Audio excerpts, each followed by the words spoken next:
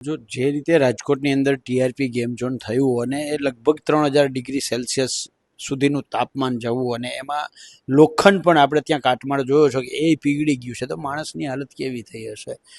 પણ તેમ છતાંય લોખંડ પીગળે છે, પણ સત્તામાં બેઠેલા ભ્રષ્ટાચારી નેતાઓ કહેવાતા મૃદુ મુખ્યમંત્રી એનું દિલ પીગળતું નથી.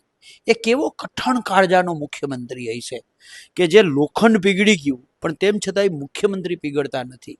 એ ન્યાય માટે પીગળતા નથી. જોયા જેવું એ છે કે પીડિત પરિવારોની માંગ શું છે કે જે આમાં દોષિત છે એમને સજા થાય, ડે ટુ ડે ટ્રાયલ ચાલે, આવી માગણી એમની છે. હવે જોયા જેવું એ છે જે એમાં દોષિત છે તો એમાંથી એક પણ માણસ ખરેખર જે દોષિત છે, સાગઠિયા એ એક ચહેરો ને મોરો છે. ખરેખર દોષિત રાજકોટ મહાનગરપાલિકા છે, એના સત્તાધીશો છે. એમની સામે ક્યાંય કરતાં ક્યાંય ઊની આંચ પણ એને ન આવે એવું કામ મુખ્યમંત્રીશ્રીએ કર્યું છે.